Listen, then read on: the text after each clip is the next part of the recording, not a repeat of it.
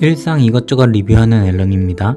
수도권 집값이 무섭게 치솟고 있습니다. 서울을 중심으로 신고가 거래가 이어지면서 지금이 아니면 집을 못 사는 부동산 포모 분위기가 강해지고 있습니다. 통화량은 계속 늘어나고 좋은 지역의 공급은 제한적이기 때문에 장기적으로 부동산 가격이 우상향하는 관점이 일반적이지만 조정이나 하락할 수 있는 관점을 찾아봤습니다. 중국은 이미 부동산 시장이 긴 침체기에 들어섰고 국내에서도 지방을 중심으로 집값 하락세가 이어지고 있습니다. 이처럼 부동산 시장이 하락하는 시나리오 4개를 짜봤습니다. 과연 그저 희망회로 들리는 시나리오일지 같이 한번 확인해 보시죠.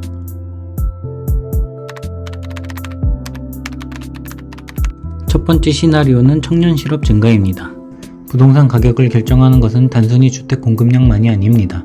부동산 시장은 결국 세대가 교체되는 과정에서 다음 세대가 이전 세대가 보유한 주택을 매수해야 가격이 유지가 됩니다. 하지만 경기가 나빠지고 취업문이 좁아지면 청년층의 고용은 불안정해지고 소득과 자산을 축적할 기회도 줄어들게 됩니다. 결국 지금의 높은 부동산 가격을 다음 세대가 받기 어려워집니다. 당장 집을 구매하지 못한 청년은 전세나 월세 같은 임대시장으로 이동할 수 있습니다. 하지만 청년층의 고용 불안이 장기간 이어진다면 시간이 지나면서 높은 보증금과 임대료마저 감당하기 어려워지게 됩니다. 집을 살 사람뿐만 아니라 임차할 사람의 지불 능력까지 약해진다면 부동산 가격을 떠받치던 수요 기반 자체가 흔들리게 됩니다. 최근 고금리 기조가 이어지면서 가계뿐만 아니라 중소기업들의 이자 부담도 크게 늘어나고 있습니다. 중소기업은 은행 대출에 의존하는 비중이 높기 때문에 금리가 조금만 올려도 경영 부담이 빠르게 커집니다. 여기에 경기 침체로 매출까지 감소하면 벌어들인 돈으로 이자조차 갚지 못하는 기업이 늘어날 수 있습니다. 결국 기업은 신규 투자를 미루고 채용을 줄이거나 기존 인력을 구조조정하게 됩니다. 기업의 부실은 다시 실업과 소득 감소로 이어지고 가게는 소비를 줄이게 됩니다. 소비가 감소하면 기업의 매출은 더욱 악화되고 다시 채용과 투자가 줄어드는 악순환이 반복됩니다. 이러한 흐름이 장기화되면 부동산 시장도 영향을 받을 수밖에 없습니다. 신규 주택을 구매할 수요는 줄어들고 기존 주택 보유자 중에서도 대출 원리금을 감당하지 못해 집을 처분하는 사람이 늘어나 부동산 가격이 하락할 수 있습니다.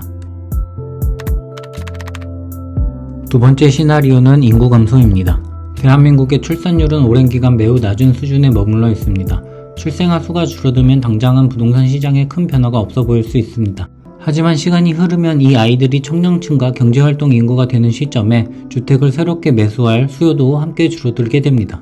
부동산은 한 세대가 영원히 보유하는 자산이 아닙니다. 기존 세대가 은퇴하거나 사망하면 보유하고 있던 주택은 결국 다음 세대가 매수하거나 상속받아야 합니다. 그런데 집을 보유한 고령층은 늘어나는 반면 그 집을 매수할 젊은 세대는 계속 감소한다면 어떻게 될까요?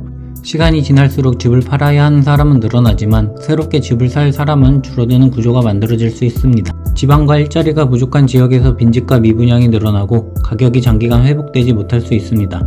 이러한 현상은 지방에서 시작해 수도권 외곽과 노후주택으로 점차 확산될 가능성이 있습니다.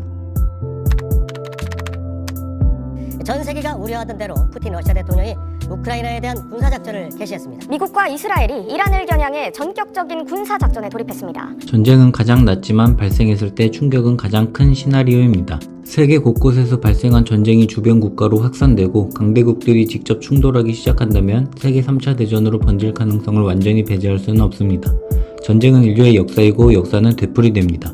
전쟁이 왜 발생할 수밖에 없는지 전문가의 말씀을 인용해 보겠습니다. 역사는 굉장히 비정하거든요. 진짜 무서울 정도로 비정해요. 기득권이라는 게 생기죠. 한 사회가 확장의 한계에 도달하죠. 그럼 어떻게 될까요? 내부적으로 기득권과 부를 재분배하기 위한 격렬한 투쟁이 벌어지든지 힘을 합쳐서 밖으로 나가든지 거의 예외 없어요. 내부를 안정화시킬 수 있는 방법은 밖으로 나가는 거예요. 태양계라고 하는 무한한 공간으로 나가면 저는 이렇게 얘기하지만 제프 베조스는 훨씬 멋지게 얘기하죠. 1조 명이 살 수 있는 공간이 있어. 그러니까 왜 여기서 우리가 싸우는데. 전쟁이 발생한다고 해서 부동산 가격이 반드시 떨어지는 것은 아닙니다. 전쟁으로 원유와 철강, 시멘트와 같은 원자재 공급이 불안해지면 건축비와 운송비가 크게 올라 집값이 오를 수 있습니다. 그러나 전쟁이 장기화되면 물가와 환율이 오르고 기업의 생산과 수출은 위축됩니다. 금융시장이 불안해지면 대출금리가 상승하고 가계의 실질 소득과 주택 구매력이 떨어져 집값이 하락할 수 있습니다. 우리나라에 인접한 중국과 대만의 충돌로 동아시아까지 전쟁이 확대되거나 북한이 개입해 한반도가 직접적인 전쟁 위험에 놓인다면 상황은 완전히 달라집니다. 북한이 쳐들어오겠냐고요? 역시 최 관장님이십니다. 신병, 유교가 왜 일어나는지 알아? 방심해서. 지금 너처럼 말이야. 방심하는 순간 쳐들어올 수 있습니다. 항시 준비태세를 잘 갖춰야 합니다. 마지막은 인구 감소 시나리오와 비슷한 학군지 수요 감소입니다. 지금까지 대치동과 목동, 분당처럼 교육 환경이 좋은 지역은 대표적인 부동산 안전지대로 평가받아 왔습니다. 자녀를 좋은 학교와 학원에 보내려는 학부모 수요가 꾸준히 유입되면서 높은 가격을 유지할 수 있었습니다. 하지만 학군지의 가격을 지탱하는 핵심은 결국 학교에 다닐 아이들의 숫자입니다. 출산율 하락이 계속되면 학령 인구가 지속적으로 감소합니다. 과거에는 서울 소재 대학에 진학하려면 상당히 높은 성적이 필요했지만 대학 정원은 크게 줄지 않고 수험생 수만 감소한다면 합격선은 자연스레 내려갑니다. 일부 대학과 학과에서는 수능 3, 4등급을 받아도 서울 소재 대학에 진학할 수 있는 선택지가 지금보다 늘어날 수 있습니다. 그렇게 되면 학부모 입장에서도 이런 생각을 하게 될 수 있습니다. 굳이 비싼 집값과 높은 전세금을 감당하면서까지 유명 학군지로 이사해야 할까? 학생 수가 줄고 대학 진학 경쟁이 완화된다면 학군을 위해 거액의 주거비를 부담하려는 가구도 감소할 수 있습니다. 물론 대치동처럼 최상위권 대학 진학을 목표로 하는 핵심 학군은 오히려 수요가 집중될 수 있습니다.